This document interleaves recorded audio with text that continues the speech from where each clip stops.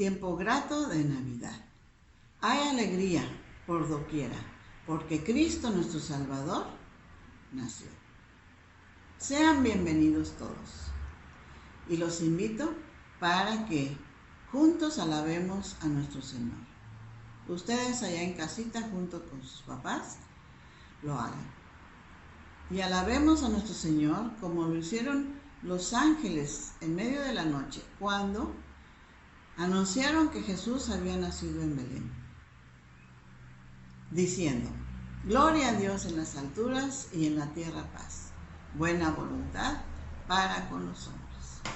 Oremos. Señor, tú eres digno de recibir la honra, la gloria y el poder, porque tú creaste todas las cosas y existen y fueron creadas por ti. Te damos gracias porque enviaste a tu Hijo Jesucristo,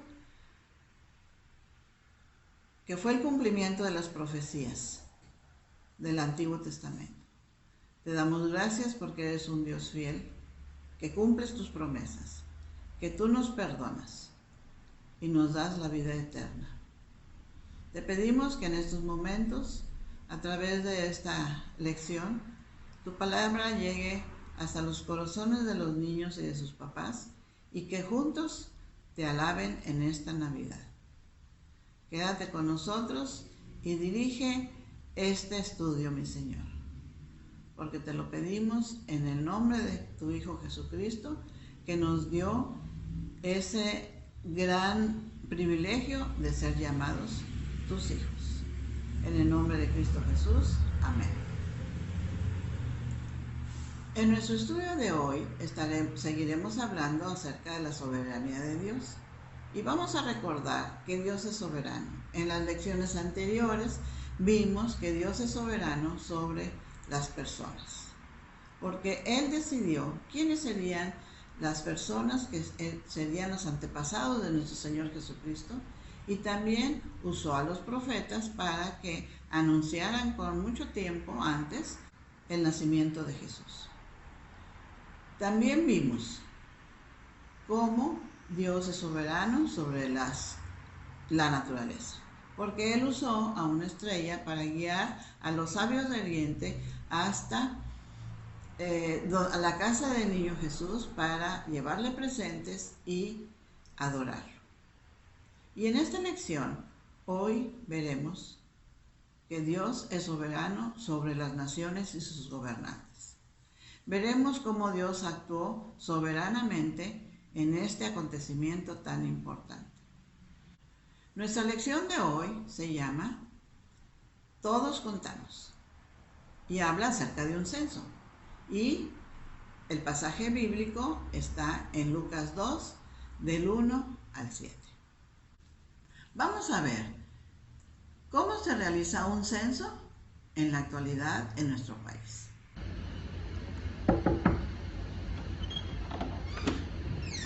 Hola, buenas tardes. ¿Qué se le ofrece?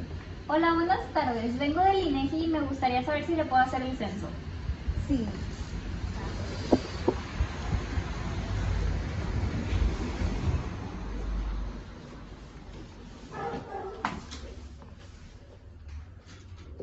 Le voy a hacer unas preguntas, ¿está bien? Está bien. ¿Cuál es su nombre completo? Diana Karina Sánchez Saldaña. ¿Fecha de nacimiento? 19 de junio del 2008. ¿En qué ciudad nació? En Tampico, Tamaulipas. ¿Cuál es el nombre de su papá? Tomás Joaquín Sánchez Reina. ¿Y la ciudad en que nació él? Ciudad Madero, Tamaulipas. ¿El nombre de su mamá? Celielit Saldaña Ledesma. ¿Y la ciudad en que nació? En Tampico, Tamaulipas. ¿Cuántas personas viven en su casa? 4. ¿Y cuántos hermanos tiene? 1. ¿Cuántos en tu casa han ido a la escuela? Todos. Okay. ¿Tienes abuelitos? Sí. ¿Cuántos? 4. ¿Tiene mascotas? Sí. ¿Cuántas? 2. ¿Y de qué son? ¿Qué raza son? Son beagles. ¿Cuántas recámaras tiene en su casa? 3. Esto es todo y pues muchas gracias por tomarse el tiempo de responder estas De preguntas. nada. En nuestro país, cuando se levanta un censo, unas personas encargadas nos visitan en nuestras casas para hacernos unas preguntas y lo anotan en un padrón. Así como vimos en el video a Alicia y a Dana haciendo estas preguntas.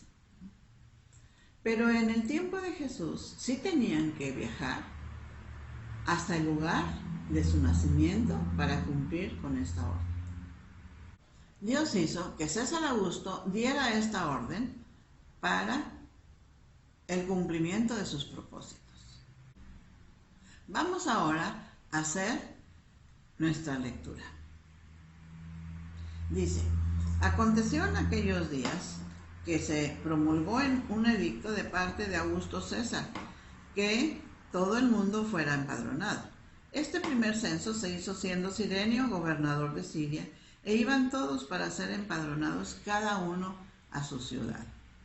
Y José subió de Galilea, de la ciudad de Nazaret, a Judea, a la ciudad de David, que se llama Belén, por cuanto era de la casa y familia de David, para ser empadronado con María, su mujer, desposada con él, la cual estaba encinta.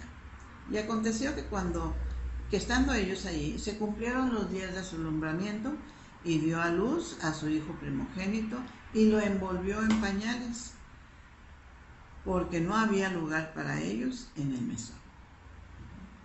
En esta lectura que acabamos de hacer, se mencionan algunas palabras que creo yo que es necesario que entendamos su significado. En primer lugar, en el primer versículo se nos habla, ahí viene una palabra que es edicto. Edicto es una orden, es un mandato o es un decreto publicado por una autoridad. Ya sabemos que una autoridad es aquella persona que gobierna y que no hay nadie más arriba de él. También viene en el capítulo 1 la palabra empadronado. Empadronarse significa que nos tenemos que inscribir o registrarnos en un padrón. ¿Y qué es un padrón? El padrón es un listado, o sea, una lista en donde se registran las personas o ciudadanos de un país. Vamos a poner un ejemplo. En la escuela, todos los niños que asisten son apuntados en un registro de inscripción. Y en ese registro sabemos cuántos niños asisten a esa escuela. La palabra también que viene aquí es censo. Un censo es un conteo o es un recuento de personas que viven en un país. También viene la palabra encinta. Eso significa que María estaba esperando ya al bebé. Y también viene la palabra desposada, que significa que María estaba comprometida con José para casarse. Repetimos, Dios es soberano sobre las naciones. Yo creo que todos ustedes entienden lo que es una nación. Es decir, una nación es un país. Por ejemplo, nosotros vivimos en un país que se llama México y nos llamamos mexicanos. Podemos decir de otros países como Argentina, que son argentinos, Perú, que son peruanos, japoneses, que son de Japón. Y así podemos decir de todos los países del mundo. Pero hoy vamos a hablar especialmente de la nación de los israelitas, o sea, de Israel, que es en donde vivía el pueblo de Dios, que también les llamaban hebreos. Pero en el tiempo de que Jesús, después de más de 1500 años en que ya iba a nacer el Señor Jesucristo, se les llamaban judíos también, y vivían en un país que ahora se le llama Palestina. Y les quiero decir que los judíos allá en Palestina habían sido conquistados por otra nación que era más fuerte que ellos, que era la nación de los romanos. Y ellos tenían un emperador o que le llamaban César Augusto. Y ellos, los judíos, no eran libres. Tenían que obedecer las leyes de este César Augusto. En esta lectura que acabamos de hacer nos dice que César ordenó que todos los judíos fueran empadronados. Él quería saber cuántos judíos vivían en Palestina y se tenía que obedecer. Vamos a ver este mapa de Palestina en tiempos de Jesús para imaginarnos cómo fue ese viaje de María y José. Aquí tenemos este mapa en donde vemos que está dividido por regiones. Así como nuestro país México está dividido por varios estados, así Palestina estaba dividido por regiones. Tenía 5 regiones. Aquí vemos a Judea, a Samaria, a Galilea, a Perea e Idumea. Pero vamos a centrarnos en la región de Galilea, porque ahí vivían María y José. Vemos que tienen aquí el mar de Galilea, varias ciudades, y aquí está Nazaret. Ahora veamos en dónde está la región de Judea. Vemos que tiene el mar Muerto, que tiene el desierto de Judea y que tiene varias ciudades, pero también vamos a centrarnos en una de las ciudades más importantes, que era Jerusalén, y muy cerca de ahí estaba Belén. Entonces podemos imaginarnos que este viaje que ellos tenían que hacer era un poco difícil, porque María ya estaba esperando al bebé. Tal vez caminó todo ese tiempo sentada en un burrito, pero el camino era pedregoso, era arenoso y existían peligros porque podía haber asaltantes en el camino. Pero ellos llegaron a Belén y ya sabemos lo que sucedió cuando ellos llegaron, que buscaron lugar en el mesón, que era como el hotel, y no había lugar. ¿Por qué? Porque muchos judíos habían llegado ahí para ser empadronados, entonces todo estaba lleno. Y tuvieron que ir a pasar la noche en un establo, recostados en paja y rodeados de animalitos como las vacas, las gallinas, los burros, los camellos. Ahí pasaron la noche. Pero vemos que Dios es fiel y cumple sus promesas, porque estando ellos allí en Belén, se presentó el cumplimiento de la profecía que hizo Miqueas cuando dijo que de Belén iba a salir un guiador que apacentaría a su pueblo Israel. Y ese era nuestro Señor Jesucristo. Esto no fue una casualidad. Fue Dios que cumplía sus promesas y sus propósitos. Él hizo que el emperador diera esa orden para que ellos tuvieran que ir a Belén y así se diera este acontecimiento. Les quiero decir que Dios no necesita contarnos como lo hizo el César. Él muy bien sabe cuántos somos, nos conoce a cada uno de nosotros por nuestros nombres y nos considera sus hijos. ¿Tú ya le pediste a Dios que quieres ser su hijo? Si no lo has hecho, yo te invito para que en este momento lo hagas.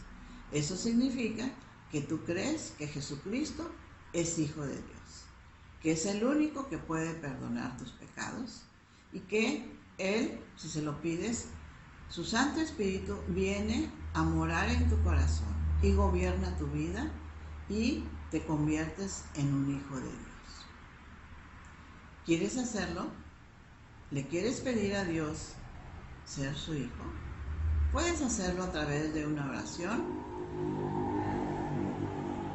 como esta. Cierra tus ojitos. Padre Celestial, vengo a ti por medio de Jesús. Creo que Jesús murió por mis pecados, que fue sepultado y que se levantó de la muerte. Perdona mis pecados. Me arrepiento de todos ellos y confío en Cristo para mi salvación. yo quiero ser tu hijo. Gracias por salvar mi alma. Amén. Cuando le pedimos a Dios que queremos ser sus hijos, hay gozo en el cielo, hay una fiesta, dice la Biblia. Y lo más importante de todo es que Dios nos anota nuestros nombres en una lista, pero no una lista como la del censo, sino anota nuestros nombres en el libro de la vida. Y nadie puede borrar nuestros nombres de esta lista. Qué gran noticia, ¿verdad? Saber que Dios nos considera sus hijos. ¿Y por qué? Porque en el libro de Juan, en el capítulo 1, versículo 12, dice así, que a todos los que le recibieron, a los que creen en su nombre, les dio el privilegio de ser llamados hijos de Dios. Si tú ya le pediste a Dios esto, ten por seguro que eres ya un hijo de Dios y que Él es tu Salvador y el que gobierna tu vida, porque Dios es soberano sobre las personas. Te felicito por esta decisión tan importante que has tenido en estos momentos. Espero que esta enseñanza traiga mucha bendición a tu vida. Me dio mucho gusto compartirla con ustedes. Nos vemos la próxima semana y les dejo estas alabanzas que yo sé que son sus preferidas y que las cantarán muy contentos. Bye.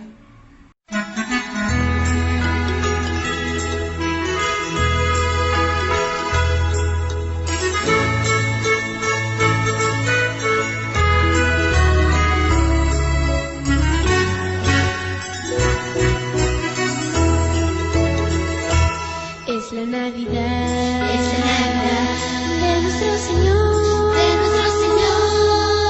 el momento más hermoso, el día más esperado, es el de hoy. Ha nacido nuestro Señor. ¡Qué felicidad! ¡Qué felicidad! Todo bello es.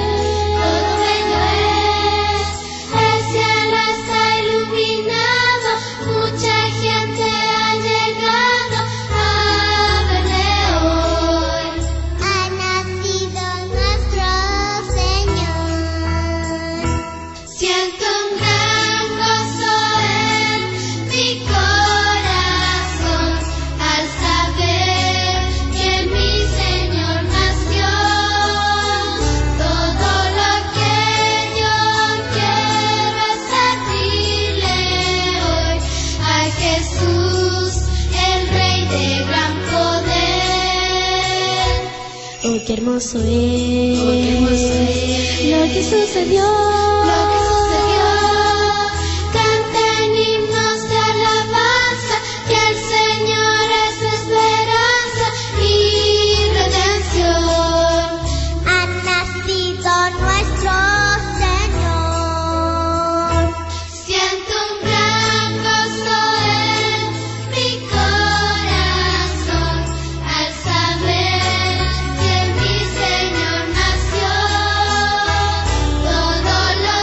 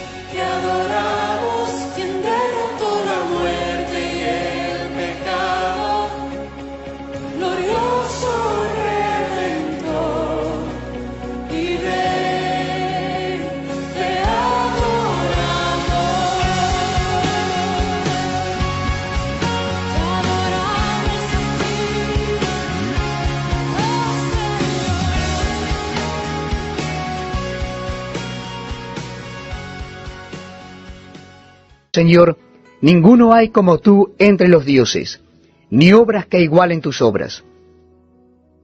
Todas las naciones que hiciste vendrán y adorarán delante de ti, Señor, y glorificarán tu nombre. Porque tú eres grande y hacedor de maravillas, solo tú eres Dios.